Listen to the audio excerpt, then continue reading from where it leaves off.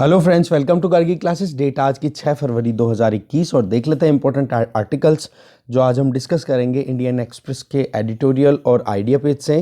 First article है that is about staying the course. ये अभी मॉनेटरी पॉलिसी कमेटी की जो मीटिंग हुई है 5 फरवरी को, जैसे कि कल, तो उसमें कोई चेंजेस नहीं किए गए हैं। जो भी पॉलिसी रेट है उसको एज इट इज़, जैसे कि रेपो रेट है उसको 4% का 4% ही रखा है। इसका मतलब क्या होता है कि आरबीआई जो है वो अपनी तरफ से पूरी कोशिश कर रहा है कि कैसे भी करके जब तक इकोनॉमी प्रॉपर वे में, स्ट्रेंथन्ड वे में रिकवर ना करना शुरू करे या फिर अपने ट्रेजेक्ट्री को, ग्रोथ ट्रेजेक्ट्री को ना गेन कर ले, तब तक आरबीआई की जो पॉलिसीज़ हैं वो अकोमोडेटिव रहेगी, सपोर्टिव रहेगी। ठीक है, एक बार देखेंगे इस आर्टिकल को। डेटा इतना काम का रहेगा नहीं क्योंकि शॉर्ट टर्म है, बट एक बार जिस्ट लेना ज़रूरी है। देखेंगे इस आर्टिकल को। ये वाला आर्टिकल हमारे बिल्कुल काम का नहीं है, नहीं डिस्कस करेंगे। दूसरा आर्टिकल जो है वो हम डिस्कस करेंगे, ये वाला मार्क ऑफ अ क्राइम, क्योंकि कल परसों एक रिपोर्ट भी आई थी, हमने शाम वाले वीडियो में डिस्कस किया था कि पार्लियामेंट्री स्टैंडिंग कमेटी ने अपनी तरफ से कुछ कंसर्न्स रेज किए हैं। तो उसी को डीएनए टेक्नोलॉजी बेस्ड जो यूज एंड एप्लीकेशन बिल 2019 है उस पर, तो उसी को थोड़ा एनालाइज कर रहे हैं कि जो डेटा बैंक है वो किस तरीके से बनाने की बात कर रहा है ये बिल, और क्या कंसर्न्स हैं। ओके, अच्छा आर्टिकल है, देखेंगे इसको। साइंस एंड टेक्नोलॉजी वाले से भी आप इसको ज्वाइन कर सकते हो पेपर 3 में, ठीक है। और ये वाला आर्टिकल भी काम का नहीं है, ये वाला आर्टिकल भी हमारे काम का नहीं है। तो 2 आर्टिकल्स तो हो गए हमारे एडिटोरियल पेज से। फिर बात करें आइडिया पेज पे, तो ये आर्टिकल बहुत अच्छा है।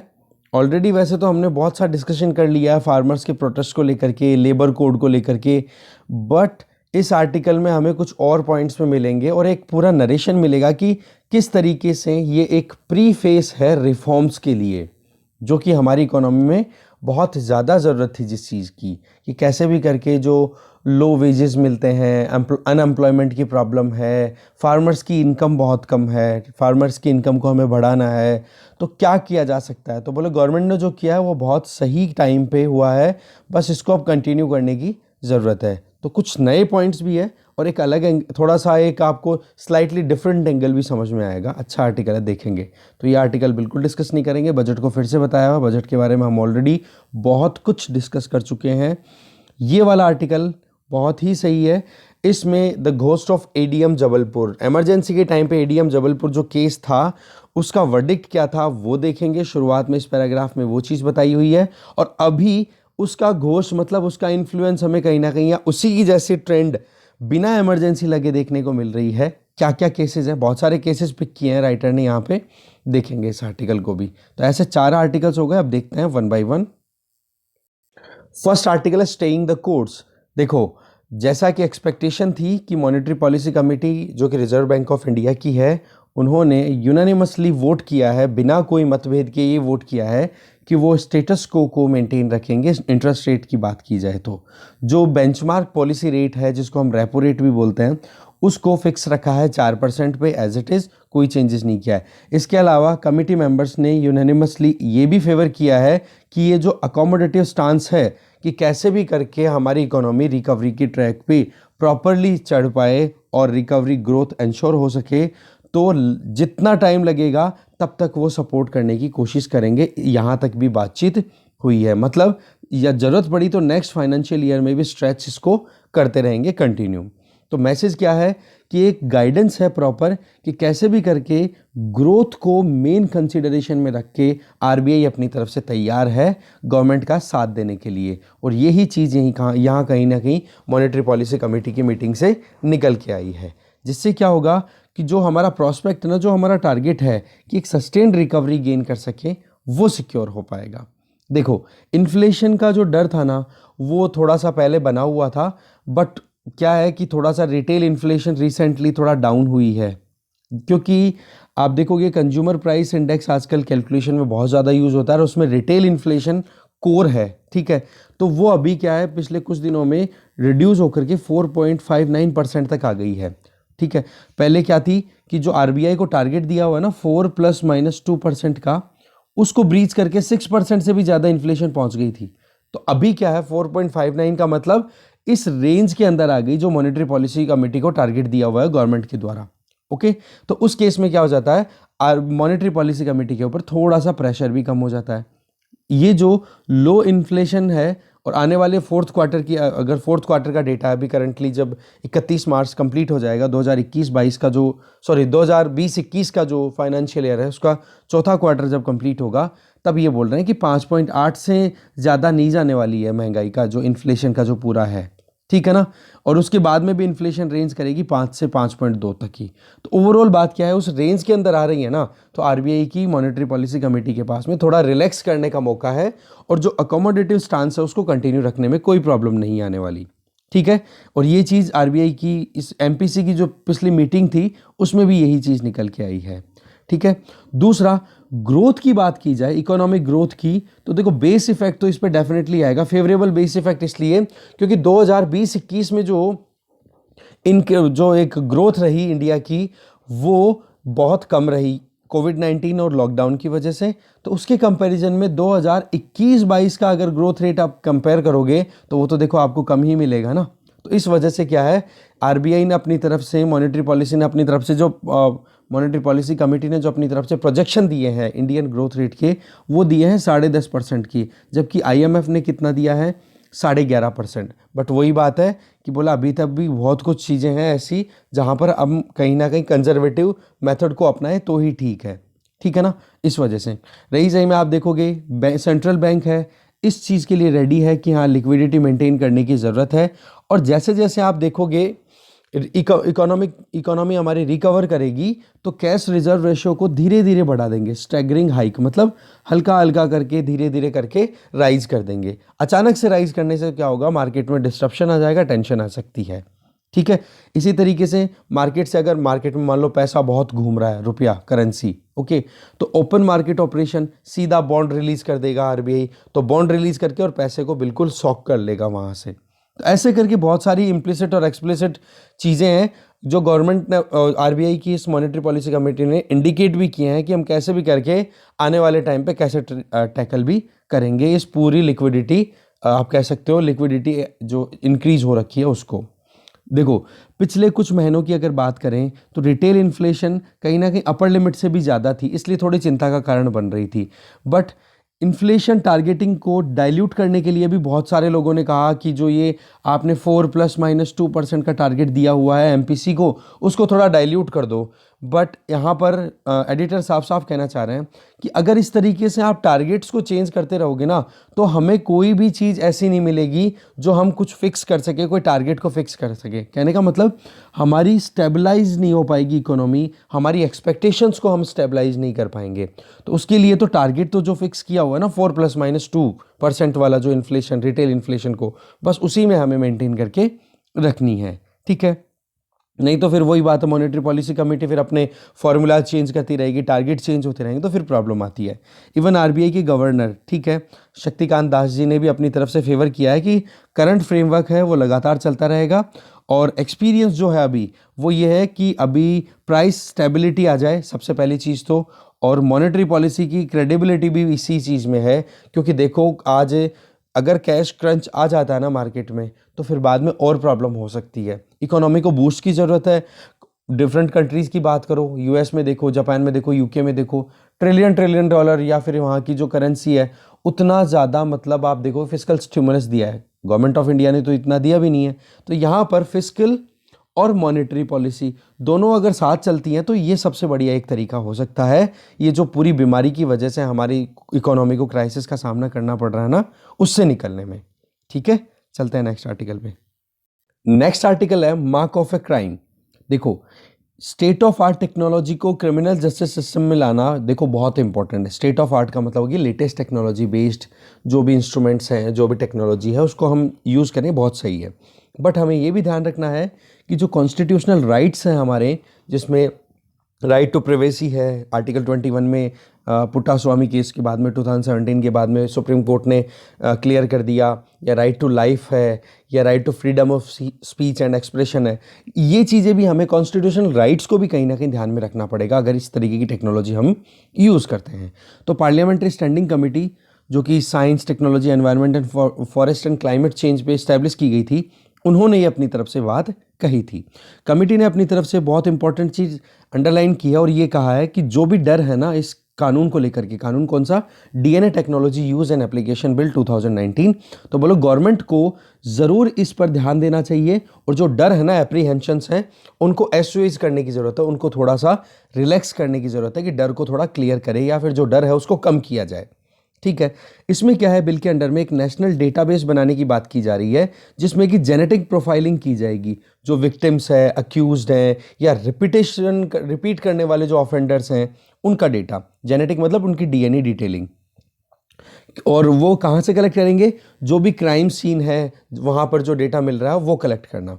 तो कमेटी की रिपोर्ट ने अपनी तरफ से क्या कहा है वेंसडे को कि भाई ये तो एक इनेबलिंग इकोसिस्टम तो है, बट हमें ज़रूरत है कि ये प्रोफाइलिंग हो ना तो उसमें कॉन्स्टिट्यूशन की लेटर एंड स्पिरिट को ध्यान में रख करके हो, मतलब वही बात, किसी भी इंडिविजुअल के फंडामेंटल राइट्स ब्रीच ना हो। ठीक है, तो इसके लिए एक हेल्दी डेलिब्रेशन की ज़रूरत है पार्लियामेंट्री फोरम पे या पार्लियामेंट के फ्लोर पे। देखो, चाहे फ्लैक ऑफ स्किन हो, मतलब स्किन का कोई टुकड़ा हो, या फिर यूँ मान लो थोड़ी सी रगड़ लगने से कुछ उतर गया हो स्किन का, क्या, या कोई बालू का कोई टुकड़ा हो, या फिर कोई भी खून की कोई ड्रॉप मिल गई, सलाइवा है उसका कोई कंटेंट मिल गया जो कि जेनेटिक मटेरियल कंटेन करता है एक इंडिविजुअल का, तो वो एक यूनिक आइडेंटिटी देने के लिए कोई प्रॉब्लम नहीं है।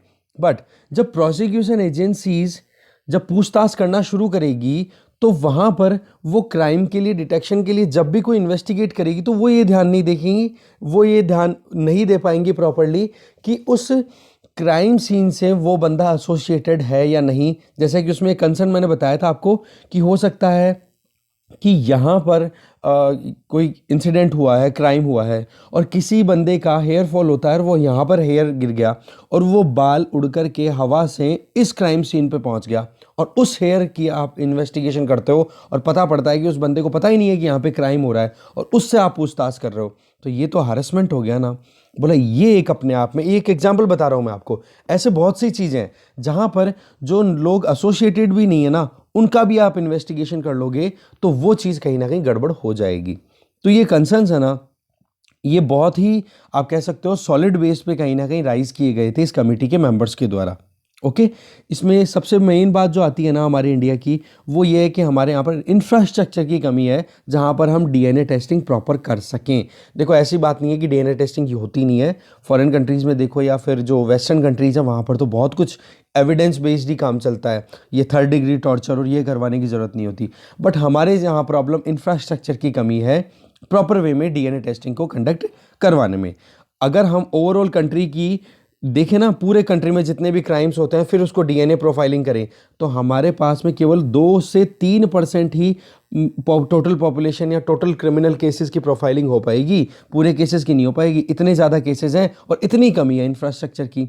साथ में Rajiv Singh versus State of Bihar case में 2011 का केस है, सुप्रीम कोर्ट ने डीएनए एविडेंसेस को बिल्कुल ही डिस्कार्ड कर दिया था, बोला आपने इम्प्रॉपरली एनालाइज किया है डीएनए एविडेंसेस को। तो इस तरीके से सुप्रीम कोर्ट भी अपनी तरफ से एक वर्डिक्ट दे चुका है। देखो, इंडिया का क्रिमिनल जस्टिस सिस्टम जिसमें हम जेल की बात करते हैं, जुडिशरी की बात करते हैं और पुलिस की बात करते हैं, ठीक है, ये तीनों मिलकर रिहैबिलिटेट करते हैं और एक क्रिमिनल को कहीं ना फिर से या तो पनिशमेंट मिले या फिर उसको सही कर दिया जाए एक टाइम के साथ में। तो उस चीज़ के लिए हम कहीं ना कहीं बैठे हुए हैं, ये क्रिमिनल जस्टिस सिस्टम इसीलिए काम करता है। तो प्रॉब्लम क्या है, एक लीगल एड सिस्टम की प्रॉब्लम है कि कोई भी अगर मार्जिनलाइज सेक्शन से कोई इंडिविजुअल बिलोंग करता है और उससे कोई पूछताछ हो रही है या फिर आप देखोगे कि वो बंदा विक्टिम है या फिर अक्यूज्ड है तो उसको राइट्स के बारे में पता नहीं है कि उसके राइट्स क्या हैं। आप देखो, लिटरेचर की अगर बात की जाए, मतलब एजुकेशन की बात ही अगर की जाए, तो क्रिमिनल ऑफेंसेस में जो लोग इन्वॉल्व हैं, जिनके ऊपर चार्जेस लगे हैं, उनको खुद के राइट्स का पता ही नहीं है। एजुकेशन की कमी भी तो है ना हमारे, ठीक है, तो वो भी हमारे एक प्रॉब्लम है। तो इस तरीके से अगर ये सोफिस्टिकेटेड टेक्नोलॉजी, लेटेस्ट टेक्नोलॉजी जैसे कि डीएनए प्रोफाइलिंग हम यूज़ करते हैं तो देखो फिर क्राइम को स्टैब्लिश करने में हमें बहुत प्रॉब्लम हो सकती है, इवन निर्दोष लोगों का भी हरासमेंट हो सकता है। इसके अलावा हमें ज़रूरत है कि एक इफ़ेक्टिव और जस्ट यूज़ हो इस तरीके की टेक्नोलॉजी का और एजुकेट किया जाए क्रिमिनल जस्टिस सिस्टम में जो भी फंक्शनरीज है, पुलिस हो गई, लॉयर्स हो गए, मजिस्ट्रेट हो गए, जो हमने ऑलरेडी देखा, मैंने बताया आपको कि क्रिमिनल जस्टिस सिस्टम के 3 मेन पिलर होते हैं। कंट्री में लॉ मेकर्स की अगर अब बात करें तो वो देखो फाइनल शेप प्रोवाइड करेंगे इस कानून को, जो कि डीएनए टेक्नोलॉजी बेस्ड जो 2019 का ये लॉ, ये जो बिल है वो पार्लियामेंट में अभी है। तो ज़रूरत क्या है कि सोच समझ करके इस पे कानून बनाया जाए, किसी का हरसमेंट ना हो, इंफ्रास्ट्रक्चर पहले इंप्रूव किया जाए, एनालिसिस की अप्रोच अच्छी हो, जो यहाँ पर हमने कमियाँ देखी वो अच्छे से प्रॉपरली टैकल करने की ज़रूरत है, कवर करने की ज़रूरत है इस कानून को, मतलब इस बिल को एक्ट बनने से पहले पहले। तो यहाँ पर एडिटर जस्टिस ओ चिन्नप्पा रेड्डी का एक रिमार्क उठा रहे हैं। 1981 का एक वर्डिक्ट है, केस है Malak Singh versus State of Punjab, और उसमें कोर्ट ने प्रिवेसी जजमेंट को लेकर, मतलब कोर्ट ने जब प्रिवेसी जजमेंट दिया था ना 2017, ये 18 का नहीं है मेरे हिसाब से, 2017 का है, जिसमें पुट्टा स्वामी केस है, उसमें ये कहा था मतलब ये जो ओ चिन्नप्पा रेड्डी वाला जो 1981 का जो वर्डिक्ट है ना, उसको कोट किया था। और उसमें क्या था, देखो क्राइम को अगर हम देखें, अगर रोकना है तो हमें जो भी सस्पेक्ट है ना उस पर क्लोज वॉच रखनी पड़ेगी। अगर हमें क्राइम को रोकना है या फिर क्राइम को आप डिकोड करना चाह रहे हो या फाइट करना चाह रहे हो सक्सेसफुली क्राइम के अगेंस्ट में, तो आपको जो ऑफेंडर है या फिर जो सस्पेक्ट है जिस पे डाउट है उसके ऊपर कड़ी नज़र रखने की ज़रूरत है। पर इस केस में अगर स्टेट अगर सर्विलांस का काम करना लग गया, मतलब चाहे किसी पे डाउट है या नहीं है, बस सबको स्कैन करने लग गया, तो वो तो कहीं ना कहीं फंडामेंटल राइट जो है ना हमारा पर्सनल लिबर्टी वाला आर्टिकल 21, उसको कहीं ना कहीं वायलेट करेगा, जो कि हमारा कॉन्स्टिट्यूशन बिल्कुल भी परमिट नहीं करता। तो बात क्या कही जा रही है, सस्पेक्ट को क्लोज वॉच करो, सर्विलांस पे मत आओ आप। ठीक है, चलते हैं नेक्स्ट आर्टिकल पे। नेक्स्ट आर्टिकल है the preface to reform. Article लिखा हुआ है प्रवीण परदेसी के द्वारा। देखो जब यूके में रिफॉर्म्स लाए गए थे ना, जब रीगन थैचर रिफॉर्म्स की हम बात करते हैं 1980s के टाइम पे, तो उस टाइम का एक एनेक्डोट उठा रहे हैं यहाँ पे, वो देखो आप। देखो एक बार ऐसी बात थी जब एक बड़ी इकोनॉमिक पावर हुआ करती थी, एक कंट्री जो कि टेक्सटाइल और मैन्युफैक्चरिंग प्रोडक्ट के लिए वर्ल्ड मार्केट में रूल किया करती थी, और उस कंट्री में वेलफेयर पॉलिसीज़ बहुत चलने लग गई थी। तब कुछ दशकों बाद में जो स्टेटस क्यो था, जहां पर वेलफेयर स्कीम चलती थी, एक ग्रेट इकोनॉमिक पावर अचानक से डिक्लाइन करती है और नई गवर्नमेंट जो ऑलरेडी वेलफेयर पॉलिसीज चल रही थी उसको डिसमेंटल कर देती है, उनको ख़त्म कर देती है। तब आप देखते हो रोड पर वाइड स्प्रेड प्रोटेस्ट देखने को मिलता है, सारा कंट्री एकदम एक बार रुक जाता है, और जो नए शेयर्स थे, नहीं कहने वाले थे, उनके नंबर्स बढ़ते चले जाते हैं as compare to A share. A shares का मतलब जो हाँ कहने वाले थे।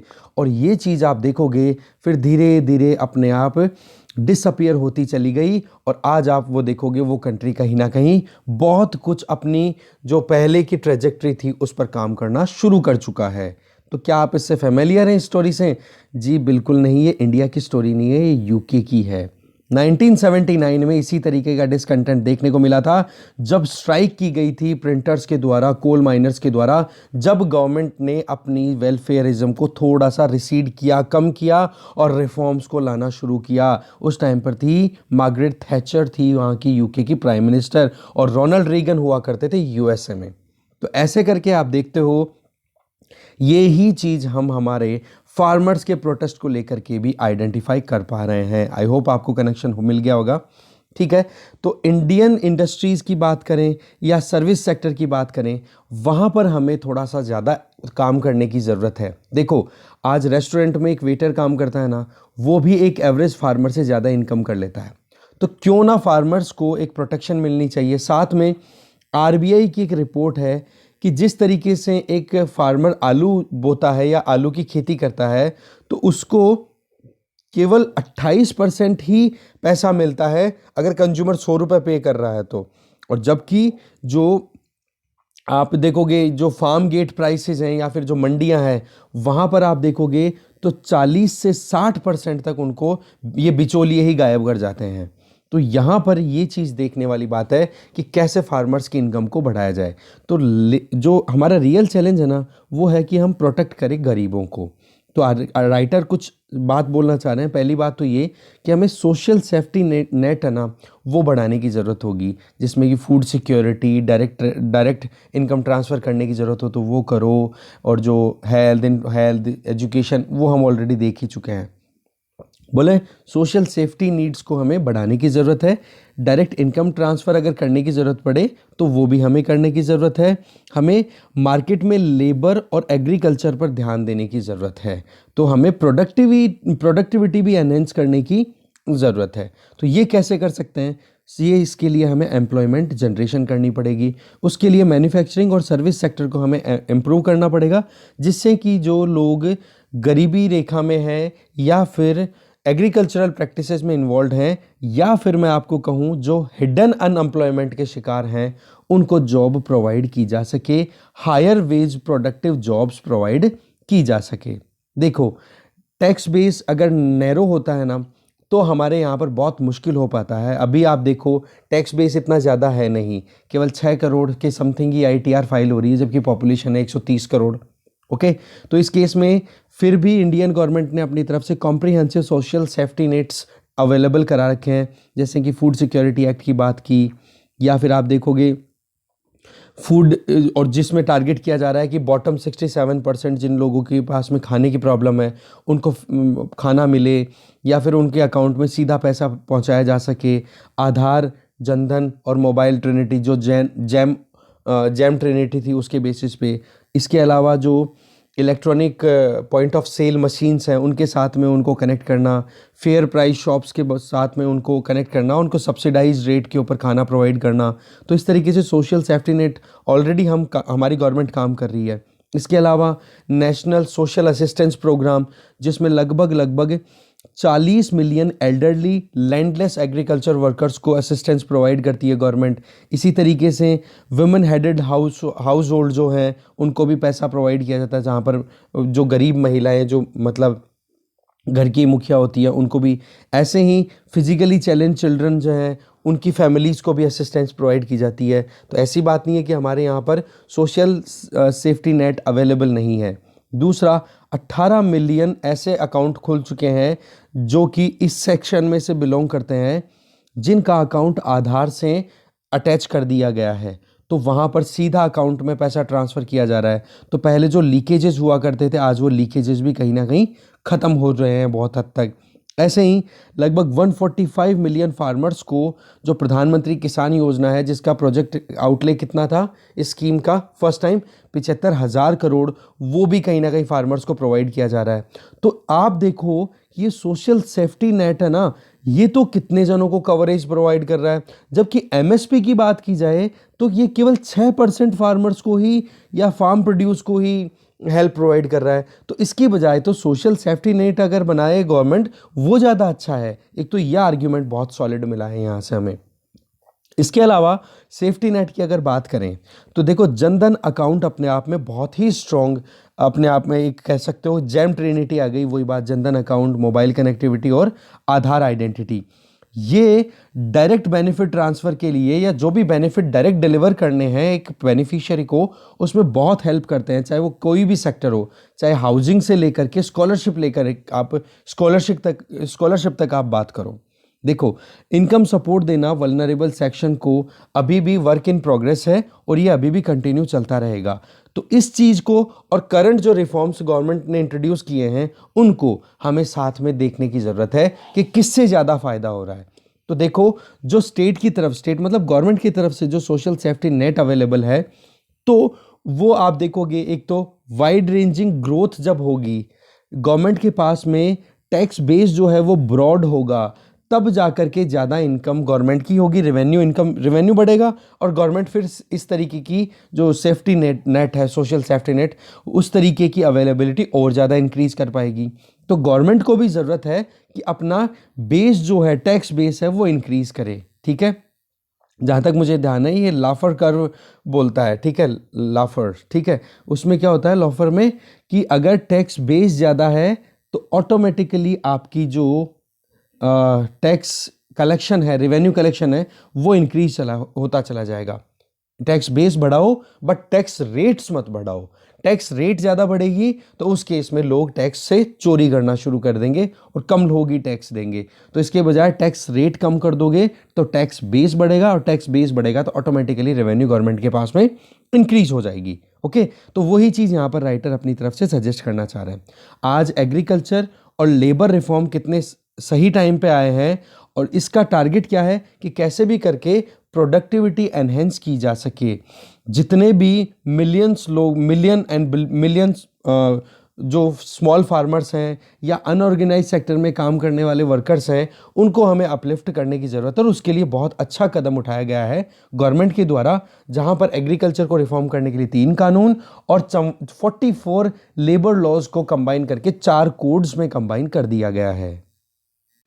अब राइटर यहाँ पे कुछ डिकोड करना चाह रहे हैं सबसे पहले फार्म लॉज को, कि सबसे पहले हम फार्म लॉज लेते हैं कि किस तरीके से जो स्टेटस को है उसको चेंज करने की बात की है। देखो, ग्रीन रेवोल्यूशन जब आया था ना, तब गवर्नमेंट ने बहुत इन्वेस्टमेंट किया था इरिगेशन में, फर्टिलाइजर सब्सिडी ये देने में, इवन एग्रीकल्चर प्रोडक्शन जो है वो हमारा बहुत बढ़ गया था।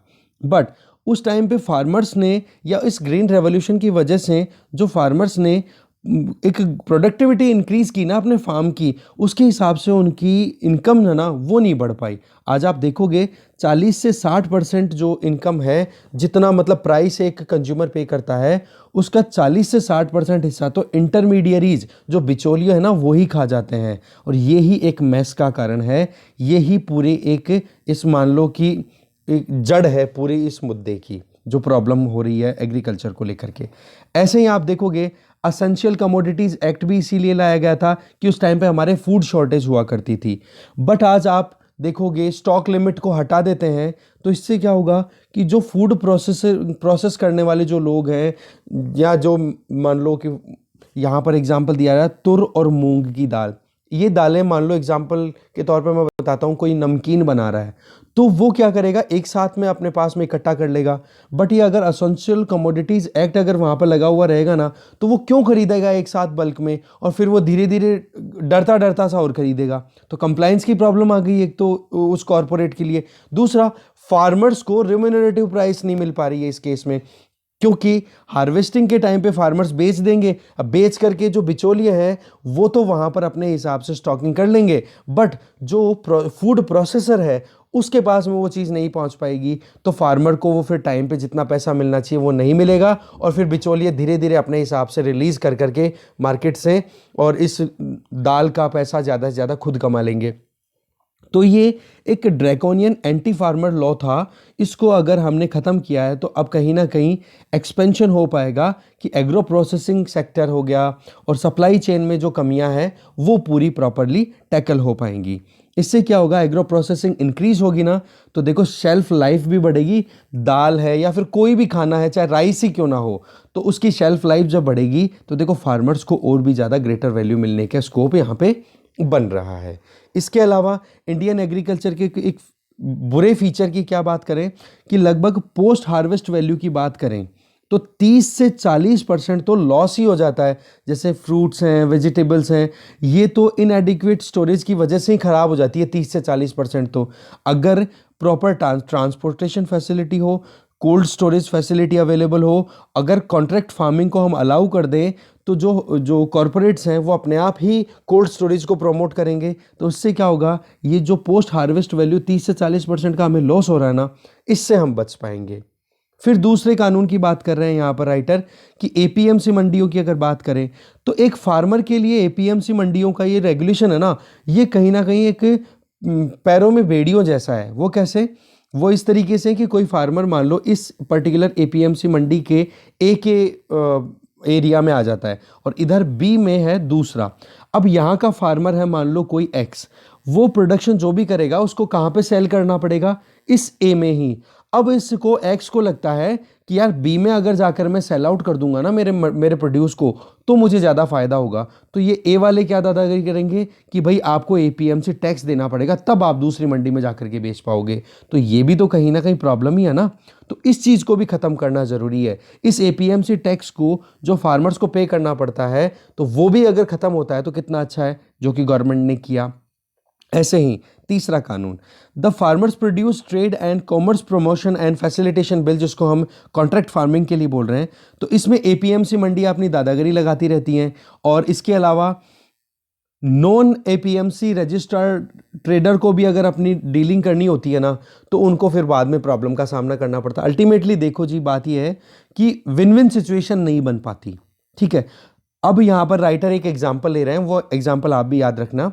ठीक है, कि अगर इस तरीके के रेगुलेशन लेकर के आते हैं जहाँ पर एपीएमसी मंडियों से फ्री कर दिया जाए, या ये फी जो देनी पड़ती है, जो लिमिट लगा दिया कि एपीएमसी मंडी का जो तालुका है, उस तालुका से उठ करके कोई दूसरी एपीएमसी मंडी में जाकर के कोई सेल आउट करता है, तो उसका क्या फ़ायदा है। तो बोला कर्नाटका ने अपनी तरफ से एक यूनिफॉर्म मार्केट पोर्टल शुरू किया था 2014 में, जिसमें आप देखोगे कि एपीएमसी मंडियों की लिमिट्स को क्रॉस करके कोई भी अपने प्रोड्यूस को दूसरी किसी भी एपीएमसी मंडी में जाके बेच सकता है। तो वहाँ पर एपीएमसी फी नहीं देनी पड़ी।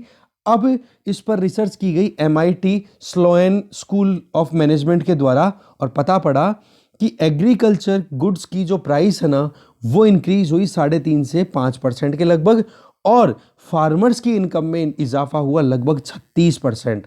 तो आप देखोगे ये एविडेंस कितना स्ट्रॉन्ग है कि वाकई में फ्रीडम दी जाए सेल करने की, तो उससे कितना फ़ायदा हो सकता है। इसके अलावा एग्रीकल्चर के अलावा लेबर लॉज पे आ जाओ आप। आज आप कितने सारे लेबर लॉज थे, 44 लेबर लॉज, उनको 4 कोड्स में अगर कोडिफाई कर देते हैं ना, तो कितना ज़्यादा कंप्लायंस बर्डन कम हो जाता है। देखो, एक चीज़ तो बोल दी गई है कि हम बोलें कि यहाँ पर स्ट्राइक करने का, या जो ट्रेड यूनियन है उनके राइट्स को बहुत कम कर दिया गया है लेबर लॉज को अमेंड करके, या फिर इस तरीके से चेंज करके। तो बोलो उससे यहाँ के जो लेबर हैं उनका एक्सप्लॉइटेशन होगा। बट राइटर यहाँ पे एक चीज़ बोल रहे हैं कि आप फायर, जब एम्प्लॉयर को काम हो और वो फायर कर दे, तो उस डर से अगर आप रिफॉर्म ही नहीं लेकर के आओगे, और कोई नई इंडस्ट्री लगाना चाह रहा है कोई भी कंपनी, तो उस इंडस्ट्री को अगर आप एनकरेज नहीं करोगे, तो फिर जॉब क्रिएट भी तो नहीं होगी ना। तो कहने का मतलब कि जॉब लॉस के चक्कर में आप जॉब क्रिएशन को ख़त्म कर रहे हो, तो ये तो क्रिएटिव डिस्ट्रक्शन हो गया। हमें इस चीज़ से बचने की ज़रूरत है। साथ में एक बड़ी काम की चीज़ बता रहे हैं कि एम्प्लॉयमेंट इलास्टिसिटी की बात करें जीडीपी ग्रोथ के हिसाब से, तो इंडिया का केवल स्कोर है 0.2, जबकि चाइना का 0.44 है। इवन बांग्लादेश का देखो आप 0.33 है। कहने का मतलब कि जॉब लेने में कितनी आसानी है, जॉब अवेलेबिलिटी कितनी आसानी से हो पा रही है, वो चीज़ हमारे से अच्छा तो परफॉर्म बांग्लादेश कर रहा है। और फिर हम कंपेयर करते हैं कि लेदर और अपैरल इंडस्ट्री में बांग्लादेश और वियतनाम जो हैं वो इंडिया को सरपास कर गए, पीछे कर गए। तो हमें ये ध्यान रखने की ज़रूरत है ना। तो ओल्ड लेबर लॉज को हमें करेक्ट करने की ज़रूरत है, इस क्रिएटिव डिस्ट्रक्शन को हमें रिमूव करने की ज़रूरत है, जो कि बांग्लादेश ने बहुत अच्छे से किया। और आज आप देखोगे फिक्स टर्म एम्प्लॉयमेंट को प्रमोट करने से क्या हो गया कि वहाँ पर ज़्यादा ग्रोथ रजिस्टर की जा रही है, और स्पेसिफिकली वहाँ पर अलाउ किस में किया है, FDI इंडस्ट्रीज़ में। तो हम बाहर से इन्वेस्टमेंट ला रहे हैं ना, तो इस चीज़ के लिए हमें काम करने की ज़रूरत है। और साथ में हमें प्रायर परमिशन भी देनी चाहिए कि देखो, जो सनसेट इंडस्ट्रीज़ हैं, मतलब जिन इंडस्ट्रीज़ की कोई आज रेलेवेंस नहीं है, उनसे मूव करना कि न्यू सनराइज इंडस्ट्रीज़ की तरफ।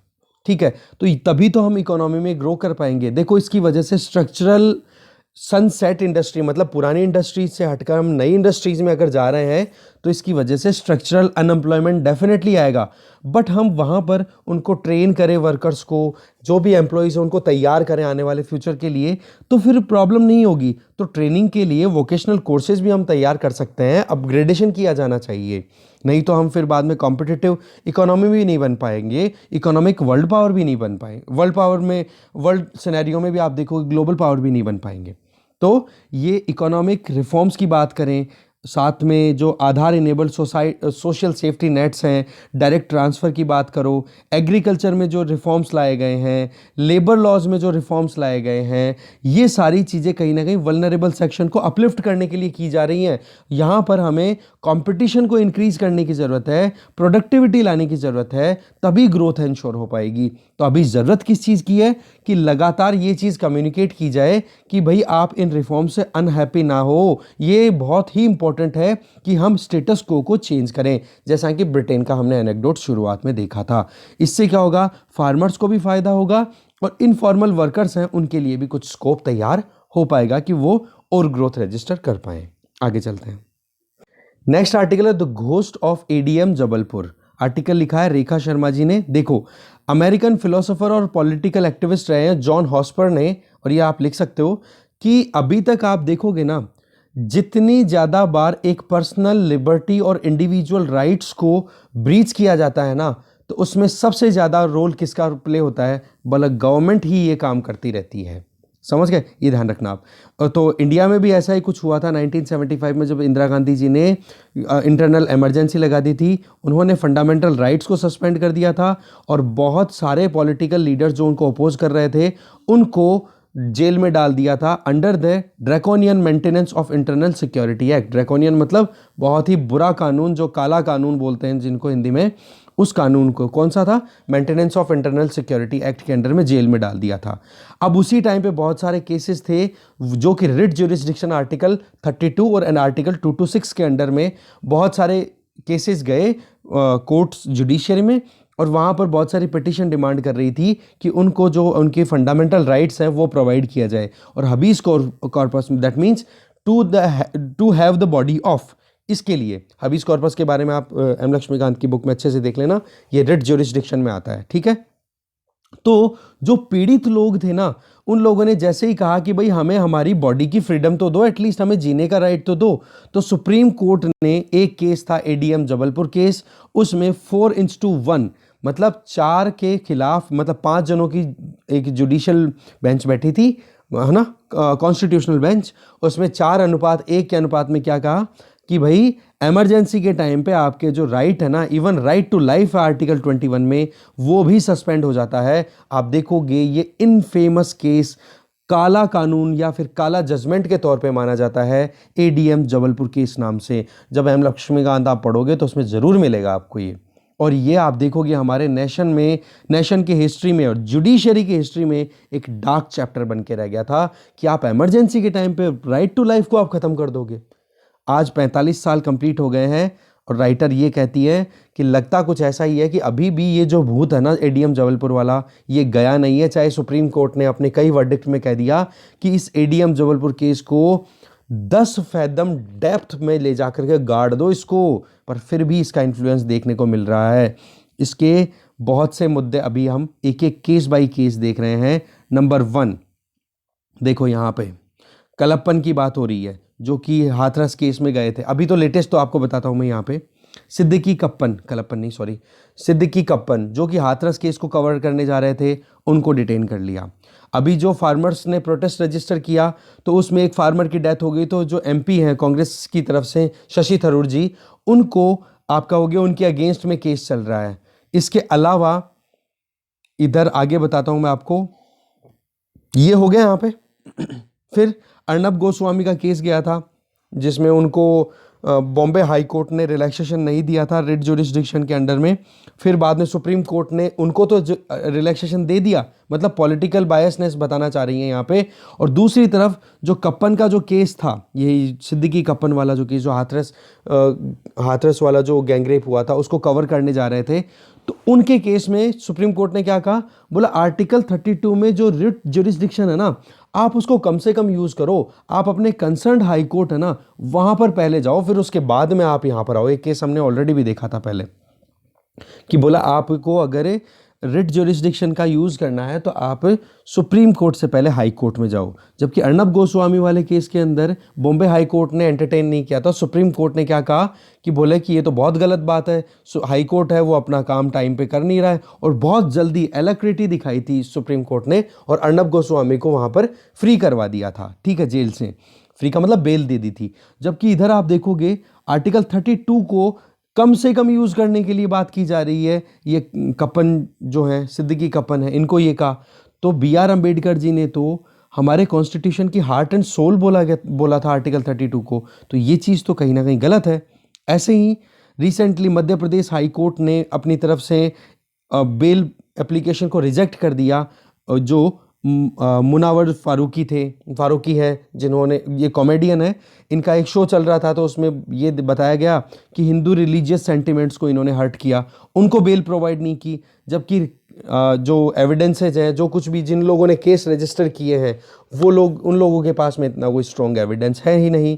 तो यहाँ पर ये एग्जाम्पल देकर के राइटर बोलना क्या चाह रही हैं, देखो जो बेल देने का काम गोस्वामी के केस में हुआ, अर्नब गोस्वामी के केस में, और उस केस में जैसे बॉम्बे हाई कोर्ट ने एंटरटेन नहीं किया था उनकी रिट पिटिशन को, तो सुप्रीम कोर्ट ने क्या कहा था कि अपनी खुद की कॉन्स्टिट्यूशनल ड्यूटीज़ को काम में मतलब प्रॉपरली इंप्लीमेंट नहीं कर रहा है हाई कोर्ट। और जबकि दूसरे केसेस में हमने देखा कि सुप्रीम कोर्ट जो है वो कहीं ना कहीं, जो एडीएम जबलपुर वाला जो आपने केस हमने शुरुआत में देखा, बोला उसका कहीं ना कहीं असर अभी भी देखने को मिल रहा है। तो अभी पॉइंट यहाँ पे देना चाह रहे हैं कि जो एक लिबर्टी की डेप्रीवेशन है ना, सुप्रीम कोर्ट ने खुद ने कहा है एक बार कि अगर लिबर्टी की डेप्रीवेशन एक दिन के लिए भी है ना, तो इसका मतलब हो गया कि बहुत दिनों तक आपने जिंदगी जीने का या स्वतंत्रता का अधिकार एक इंडिविजुअल का बहुत दिनों तक छीन लिया है। तो बट ये बात कब कही थी? अर्नब गोस्वामी वाले केस में ही कही थी, क्योंकि बॉम्बे हाई कोर्ट ने एंटरटेन नहीं किया था ना इनकी एफआईआर को, वो रिट को। तो इस वजह से बोला कि एक दिन भी अगर आप किसी को जस्टिस नहीं देते हो, इसका मतलब वही बात है, justice delayed is justice denied. ठीक है, तो इन्हीं वर्ड्स को पकड़ के और फिर राइटर बोलना चाह रही हैं कि ये जो बेनिफिशियल या सॉल्यूटरी वर्ड्स है ना, ये अभी अनहीडेड दिखाई दे रहे हैं, मतलब केयरलेस दिखाई दे रहे हैं। तो बात वही आ गई, सुप्रीम कोर्ट ने एडीएम जबलपुर केस के लिए क्या कहा था कि इसको तो 10 कदम गहराई में ले जाकर के गाड़ देना चाहिए, बट वही है, अभी भी एडीएम जबलपुर का जो घोस्ट है वो कहीं ना कहीं घूम रहा है। ठीक है, डिस्कशन यही खत्म है। Thank you very much.